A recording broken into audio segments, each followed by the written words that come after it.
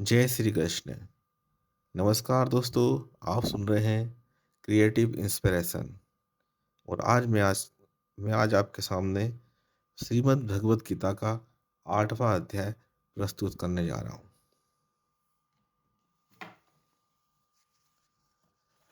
इस प्रकार भगवान के वचनों को न समझकर अर्जुन बोले, हे पुरुषोत्तम, जिसका आपने वर्णन किया वह ब्रह्म क्या है? अध्यात्म क्या है? कर्म क्या है? और अधिभूत नाम से क्या कहा गया है? अधिदेव नाम से क्या कहा जाता है? हे मधुसूदन, यहाँ अधि यज्ञ कौन है और वह इस शरीर में कैसे है? और युक्त चित्त वाले पुरुषों द्वारा अंत समय में आप किस प्रकार जानने में आते हो?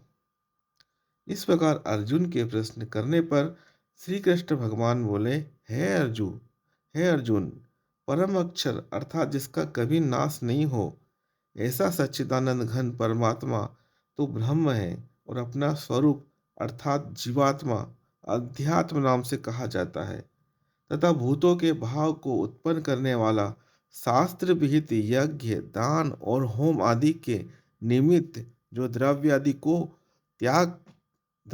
का त्याग है वह कर्म नाम से कहा गया है। उत्पत्ति विनाश धर्म वाले सब पदार्थ अधिभूत हैं और हिरण्यमय पुरुष अधिदेव है और है देहधारियों में श्रेष्ठ अर्जुन, इस शरीर में मैं वासुदेव ही विष्णु रूप से अधियज्ञ हूँ। और जो पुरुष अंतकाल में मेरे को ही स्मरण करता हुआ शरीर को त्याग कर जाता है वह मेरे साक्षात स्वरूप को प्राप्त होता है। इसमें कुछ भी संशय नहीं है। कारण कि है कुंती पुत्र अर्जुन, यह मनुष्य अंत्यकाल में जिस जिस भी भाव को स्मरण करता हुआ शरीर को त्यागता है उसको ही प्राप्त होता है, परंतु सदा उसी भाव को चिंतन करता हुआ, क्योंकि सदा जिस भाव का चिंतन करता है अंत्यकाल में भी प्रायः उसी का स्मरण होता है।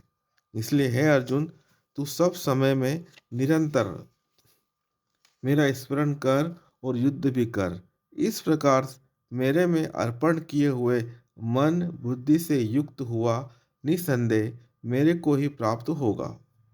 हे पार्थ, यह नियम है कि परमेश्वर के ध्यान के अभ्यास रूप योग से युक्त अन्य तरफ न जाने वाले चित्त से निरंतर चिंतन करता हुआ पुरुष परम प्रकाश रूप दिव्य पुरुष को अर्थात परमेश्वर को ही प्राप्त होता है। इससे जो पुरुष सर्वज्ञ अनादि सबके नियंता सूक्ष्म से भी अति सूक्ष्म सबके धारण पोषण करने वाले अचित्य स्वरूप सूर्य के सदृश नित्य चेतन प्रकाश रूप अविद्या से अति परे शुद्ध सच्चिदानंद घन परमात्मा को स्मरण करता है, वह भक्ति युक्त पुरुष अंत्यकाल में भी योग बल से भ्रकुटी के मध्य में प्राण को अच्छी प्रकार स्थापन करके फिर निश्चल मन से स्मरण करता हुआ उस दिव्य स्वरूप परम पुरुष परमात्मा को ही प्राप्त होता है।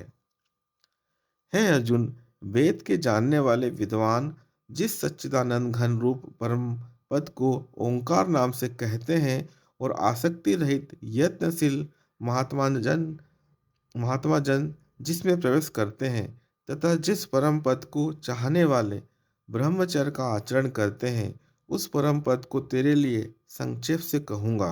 हे अर्जुन, सब इंद्रियों के द्वारों को रोक कर अर्थात इंद्रियों को विषयों से हटाकर तथा मन को हृदय में स्थिर करके और अपने प्राण को मस्तक में स्थापन करके योग धारणा में स्थित हुआ जो पुरुष ओम ऐसे इस एक अक्षर रूप ब्रह्म को उच्चारण करता हुआ और उसके अर्थ स्वरूप मेरे को चिंतन करता हुआ शरीर को त्याग कर जाता है वह पुरुष परम गति को प्राप्त होता है। हे अर्जुन, जो पुरुष मेरे में अनन्य चित्त से स्थित हुआ सदा ही निरंतर मेरे को स्मरण करता है उस निरंतर मेरे युक्त हुए योगी के लिए मैं सुलभ हूँ अर्थात सहज ही प्राप्त हो जाता हूँ। वे परम सिद्धि को प्राप्त हुए महात्मा जन मेरे को प्राप्त होकर दुख के स्थान रूप क्षणभंगुर पुनर्जन्म को नहीं प्राप्त होते हैं, क्योंकि हे अर्जुन, ब्रह्मलोक से लेकर सब लोग पुनरावर्ती स्वभाव वाले अर्थात जिनको प्राप्त होकर पीछा पीछा संसार में आना पड़े, ऐसे है।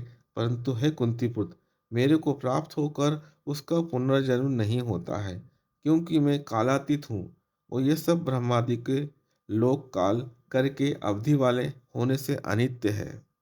हे अर्जुन, ब्रह्मा को एक दिन है ब्रह्मा का जो एक दिन है, उसको 1000 चौकड़ी युग तक अवधि वाला, और रात्रि को भी 1000 चौकड़ी युग तक अवधि वाला जो पुरुष तत्व से जानते हैं, अर्थात काल करके अवधि वाला होने से ब्रह्मलोक को भी अनित्य जानते हैं, वे योगी जन काल के तत्व को जानने वाले हैं। इसलिए वे यह भी जानते हैं कि संपूर्ण दृश्य मात्र भूतगण ब्रह्मा के दिन के प्रवेश काल में अव्यक्त से अर्थात ब्रह्मा के सूक्ष्म शरीर से उत्पन्न होते हैं, और ब्रह्मा की रात्रि के प्रवेश काल में उस अव्यक्त नामक ब्रह्मा के सूक्ष्म शरीर में ही लय होते हैं। वही यह भूत समुदाय उत्पन्न हो होकर प्रकृति के वश में हुआ रात्रि के प्रवेश काल में लय होता है, और दिन के प्रवेश काल में फिर उत्पन्न होता है। हे अर्जुन, इस प्रकार ब्रह्मा के 100 वर्ष पूर्ण होने से अपने लोक सहित ब्रह्मा भी शांत हो जाता है, परंतु उस अव्यक्त से भी अति परे दूसरा अर्थात विलक्षण जो सनातन अव्यक्त भाव है, वह सच्चिदानंद घन पूर्ण ब्रह्मा परमात्मा सब भूतों के नष्ट होने पर भी नहीं नष्ट होता है। जो वह अव्यक्त अक्षर ऐसे कहा गया है, उस ही अक्षर नामक अव्यक्त भाव को परम गति कहते हैं, तथा जिस सनातन अव्यक्त भाव को प्राप्त होकर मनुष्य पीछे नहीं आते हैं, वह मेरा परम धाम है। और हे पार्थ, जिस परमात्मा के अंतर्गत सर्वभूत है और जिस सच्चिदानंद घन परमात्मा से यह सब जगत परिपूर्ण है, वह सनातन अव्यक्त परम पुरुष अनन्य भक्ति से प्राप्त होने योग्य है। और हे अर्जुन, जिस काल में शरीर त्याग कर गए हुए योगी जन पीछा न आने वाली गति को और पीछा आने वाली गति को भी प्राप्त होते हैं, उस काल को अर्थात मार्ग को कहूँगा। उन दो प्रकार के मार्गों में से जिस मार्ग में ज्योतिर्मय अग्नि अभिमानी देवता है और दिन का अभिमानी देवता है, तथा शुक्ल पक्ष का अभिमानी देवता है और उत्तरायण के 6 महीनों का अभिमानी देवता है, उस मार्ग में मर कर गए हुए ब्रह्मवेत्ता अर्थात परमेश्वर की उपासना से परमेश्वर को परोक्ष भाव से जानने वाले योगी जन उपरोक्त देवताओं द्वारा क्रम से ले गए हुए ब्रह्म को प्राप्त हुए हैं। जिस मार्ग में धूमाभिमानी देवता है और रात्रि अभिमानी देवता है तथा कृष्ण पक्ष का अभिमानी देवता है और दक्षिणायन के 6 महीनों का अभिमानी देवता है, उस मार्ग में मरकर गया हुआ सकाम कर्मयोगी उपरोक्त देवता द्वारा क्रम से ले गया हुआ चंद्रमा की ज्योति को प्राप्त होकर स्वर्ग में अपने शुभ कर्मों का फल भोगकर पीछा आता है। क्योंकि जगत के ये दो प्रकार के शुक्ल और कृष्ण अर्थात देवयान और पितृयान मार्ग सनातन माने गए हैं। इनमें एक के द्वारा गया हुआ पीछा न आने वाली परम गति को प्राप्त होता है, और दूसरे द्वारा गया हुआ पीछा आता है अर्थात जन्म मृत्यु को प्राप्त होता है।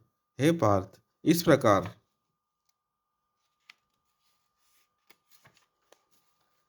इन दोनों मार्गों को तत्व से जानता हुआ कोई भी योगी मोहित नहीं होता है, अर्थात फिर वही निष्काम भाव से ही साधना करता है, कामनाओं में नहीं फंसता। इस कारण है अर्जुन, तू सब काल में समत्व बुद्धि रूप योग से युक्त हो, अर्थात निरंतर मेरी प्राप्ति के लिए साधन करने वाला हो, क्योंकि योगी पुरुष इस रहस्य को तत्व से जानकर वेदों के पढ़ने में तथा यज्ञ तप और दानादिकों के करने में जो पूर्ण फल कहा है, उन सबको निसंदेह उल्लंघन कर जाता है और सनातन परम पद को प्राप्त होता है। यहाँ पर श्रीमद् भगवत गीता का 8वां अध्याय समाप्त हो चुका है। 9वां अध्याय में नेक्स्ट वीडियो में लेके आऊँगा। आपने सुना उसके लिए आपका धन्यवाद। आपका दिन शुभ रहे।